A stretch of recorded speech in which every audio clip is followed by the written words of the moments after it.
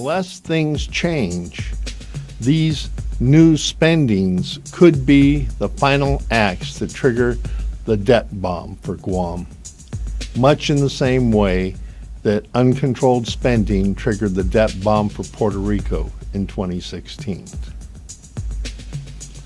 The first fact of life that our senators need to be reminded of, we have a small population. The population here on Guam is smaller than the population of many towns and cities in the United States at 163,272. And more important is out of that number, out of that small population number, only 63,510 people have jobs. 39% of our population has a job. The second fact of life that our elected officials don't seem to know or conveniently forget is we have a weak consumer market. We have 44,632 individual households. And in those households, combined, 60% of those households have combined incomes less than $50,000 a year. And when you think about that, $50,000 a year doesn't sound that much when you have to take out rent, utilities, gas, insurance. It goes fast. And 34% of those 44,000 households are on SNAP, Supplemental Nutritional Assistance, or food stamps. So we have a weak consumer market. And this is one that really is important. We have a small middle class. The reason we have a small middle class is our incomes have been stagnant over the last 10 years. The cost of living has risen about 30% over the last 10 years. It's gotten to the point now where we have an explosion of multi-generational families living under one roof because our younger generations are finding it very difficult to earn the kind of money they need to be able to live on their own outside of the family home.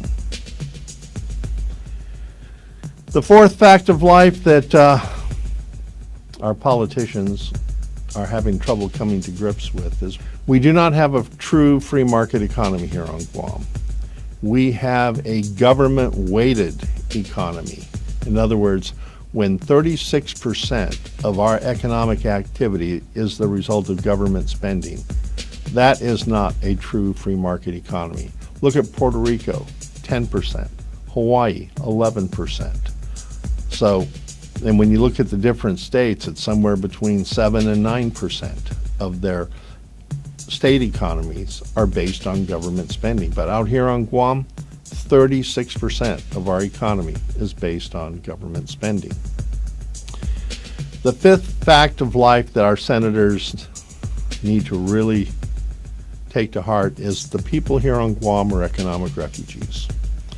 If I was living in Puerto Rico, I could fly one way to Miami for $159 to look for a job, or I could fly to Atlanta for $179, or I could fly to Raleigh, North Carolina for $215. But here on Guam, if I want to go to Los Angeles, it's going to cost me $1,700 for a one-way ticket. So the fact that we don't have a labor market where the people of Guam can easily move to places where jobs are keeps the wages low here. And this is one fact of life that our senators conveniently forget every time wage bills come up. The real cost of living has gone up 30% over the past 10 years, but the cost earning power has not kept pace. And as a result of that, our local economy is stagnating, because when you look at the cost of living here on Guam, the disposable income is going down every year. Every time utilities go up, insurance goes up, taxes and fees go up, the amount of money that people have to spend goes down. And as the economy continues to stagnate, what we're seeing is more online shopping, which means lower sales locally, lower taxes collected locally, and ultimately lower employment. And when the employment levels start to drop, the cost to the government through increased welfare expenses goes up. And this is something that we really need our senators to understand. Our economy is driving our outbound migration.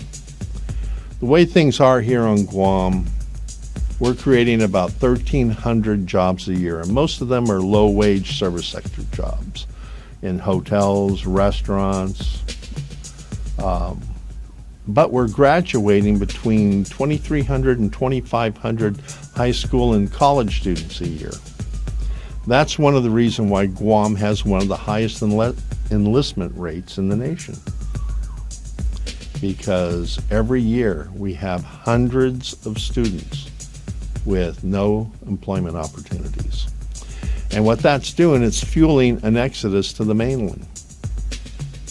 And the problem with that is this exodus, number 9, fuels the shrinking of our tax base. Every day, residents of Guam are boarding the United Airlines for the last time. In other words, because of their inability to find quality jobs here or to be able to cope with the high cost of living, many of our young people and their families are leaving Guam. They're relocating to areas in the United States where there's more opportunity and a better quality of life. We're losing our technical and professional people who get tired of dealing with the stress and inconvenience of living here on Guam. I know business owners who are in the process of quietly liquidating their assets here on Guam and buying new businesses in the mainland. And when these people leave, when they sell their homes or their businesses or their cars, all the money goes with them to the mainland. So we don't even get that multiplier spin here in the local economy. And as the people leave, the tax burden gets divided up among a smaller number of people, increasing the tax burden on each and every one of us. Right now, the actions the governor and the speaker are taking have the potential to arm the debt bomb. And once that is armed, bad things could happen. And why does that matter to you? Well, the way things have changed here on Guam, it matters a lot. If you don't already own your home or own a mortgage, or if you were born after 2000 and you're trying to get started in a professional career, you may not be able to stay here on Guam too much longer unless our elected officials act in the best interest of the people over politically well-connected insiders. And based on the things we're seeing right now, I don't see that happening, especially when you consider we're talking about $300 million of new spending with no words at all about spending offsets or decreases in operations. So unless we get a substantial decrease in operations or a substantial offset to the new spending, that could be enough to push the debt bomb trigger, making Guam number 2 territory to declare bankruptcy, right behind Puerto Rico. Help prevent that. Like this post, share this post, follow this page for updates and new information. I'm Ken Leon-Guerrero, and this has been a Guam Citizens for Public Accountability presentation.